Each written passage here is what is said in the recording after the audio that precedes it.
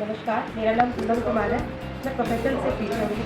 मैं मैम के पास डिम्पल मैम के पास 4 महीने पहले आई थी। मेरा कोलेस्ट्रॉल बहुत बढ़ा हुआ था, मेरा शुगर बॉर्डर लाइन पे था और मुझे इंसुलिन रेजिस्टेंस था और मेरे पैरों में बहुत दर्द रहता था।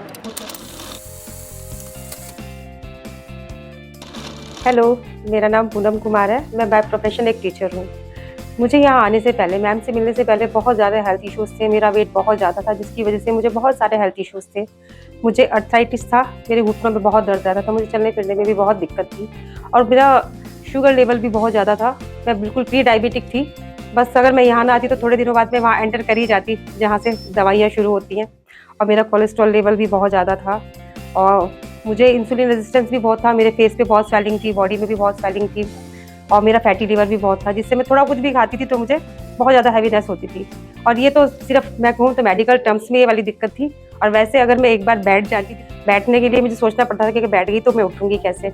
फिर मुझे मेरी एक फ्रेंड से पता लगा मैम के बारे में। फिर मैं जब मैम से मिलने आई तो मैम ने मुझे बहुत अच्छे से अटेंड किया और सबसे अच्छी बात कि मैम ने मेरी प्रॉब्लम्स को बहुत अच्छे से पूरे पेशेंस के साथ सुना और मेरी प्रॉब्लम्स को समझा।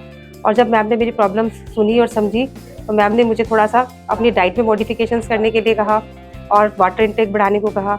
तो जब मैम ने मुझे डाइट दी तो मुझे डाइट देख के पहले तो लगा मैं इसको फॉलो कर पाऊंगी कि नहीं, लेकिन वो कोई भी डाइट ऐसी मैं कह नहीं सकती कि ऐसी थी जो मैं ना कर सकूं, क्योंकि मैम ने मुझे हर चीज़ों को इतने अच्छे से समझाया और इतने अच्छे से बताया था कि मुझे ऐसा नहीं लगा कि हाँ मैं अब तो आधा पेट खाऊंगी तो मेरा भूख लगेगी तो मैं क्या करूँगी।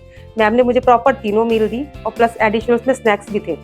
बस थोड़ा सा मुझे चेंजेस ये करने थे कि अब मुझे खाना अपने हाथ से बना के और हेल्दी फॉर्म में खाना था और मैंने वही सब किया। और हाँ, वैसे डाइट फॉलो करने में थोड़ी थोड़ी दिक्कत शुरू में तो आई, पर मैम हमेशा मेरे साथ वहाँ खड़ी रही जहाँ मुझे प्रॉब्लम्स आई।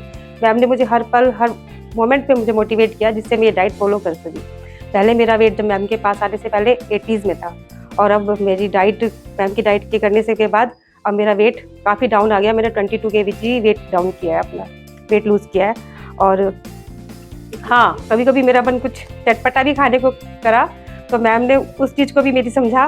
मान लीजिए होली पे मेरा मन चाट खाने को ही था तो मैम ने मुझे हेल्दी वे में चाट भी बताई कि चाट कैसे खा सकते हैं, तो मैंने वो भी खाई है। ऐसा नहीं है कि मतलब मैंने अपना मन मार के कोई चीज़ की हो या मुझे ये लगा हो कि मेरे कोई क्रेविंग्स रह गई। जो भी कुछ मेरे को था मैम से कंसल्ट करने पे मुझे हर बार वो चीज़ मिली है। मुझे अपना मन नहीं मारना पड़ा उस चीज़ के लिए।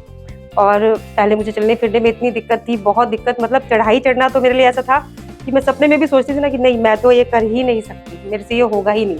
लेकिन अभी मैं आपको बताऊँ, मैं रिसेंटली वैष्णो देवी होके आई और एक मोमेंट एक पल पे भी मुझे ऐसा नहीं लगा कि मैं चल नहीं सकती।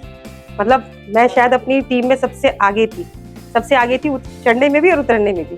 और मेरा बेस्ट कॉम्प्लीमेंट अब तक ये रहा ना कि अभी मेरे अपने देवर ने, जो मुझे काफ़ी टाइम बाद मिला, उन्होंने मुझे बिल्कुल नहीं पहचाना।